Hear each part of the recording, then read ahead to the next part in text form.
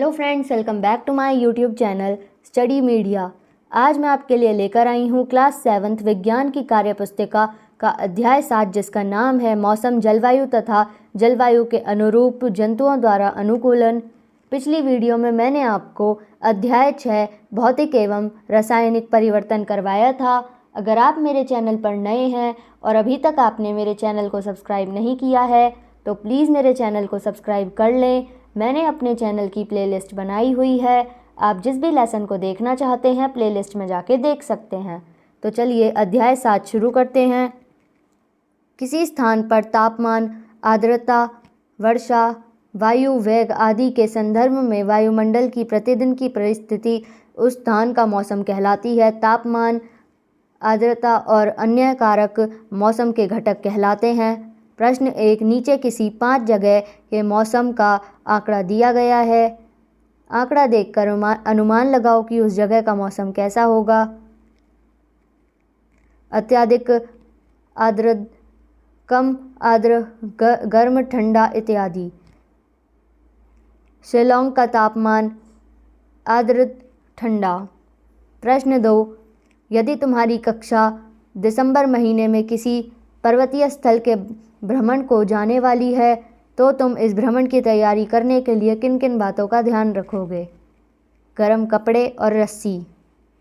प्रश्न 3, अपने दादा दादी या नाना नानी से चर्चा करके कि पिछले कुछ दशकों में किसी क्षेत्र के मौसम अथवा जलवायु में क्या परिवर्तन आया है और इस परिवर्तन के क्या क्या कारण हो सकते हैं।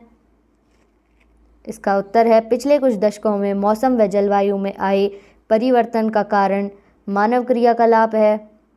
प्रश्न 4, देहरादून उत्तराखंड में रिकॉर्ड किए गए 10 से 16 नवंबर 2006 के अधिकतम तापमान को नीचे दी गई सारणी में दिखाया गया है।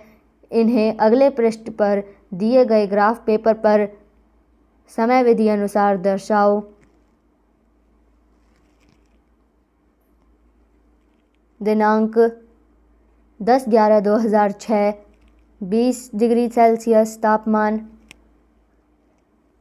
11/11/2006, 17.5। 12/11/2006, 21.2।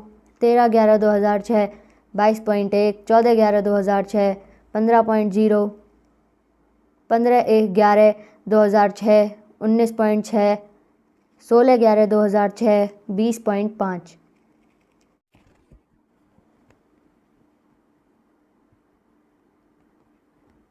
प्रश्न 5, गर्मियों में दोपहर के बाद हम गर्मी में इतने बेहाल क्यों हो जाते हैं जबकि सुबह के समय मौसम सुहावना होता है।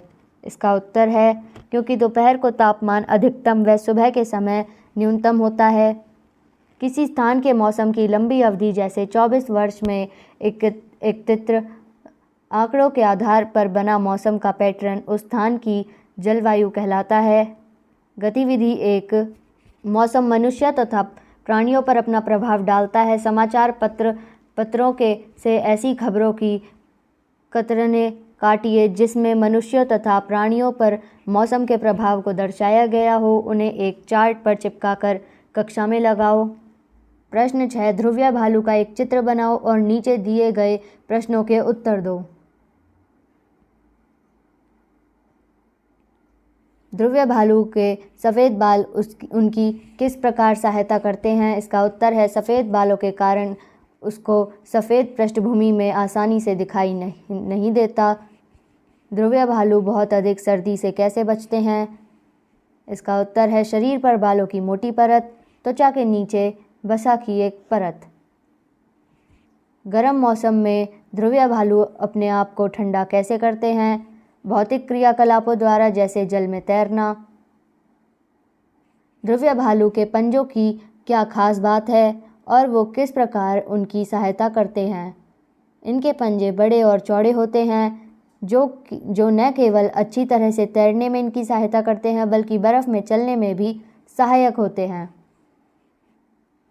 प्रश्न 7, एक पेंगुइन का एक चित्र बनाओ और नीचे दिए गए प्रश्नों का उत्तर दो। पेंगुइन और ध्रुवीय भालू के शरीर में अनुकूलन के लिए कौन सी समानताएं हैं। इसका उत्तर है ध्रुवीय भालू की तरह पेंगुइन अच्छे तैराक हैं। इनका शरीर धारा रेखित होता है और इनके पैरों में जाल जैसा बना होता है। पेंगुइन अधिकतर झुंड में क्यों चलते हैं? स्वयं को गर्म रखने के लिए।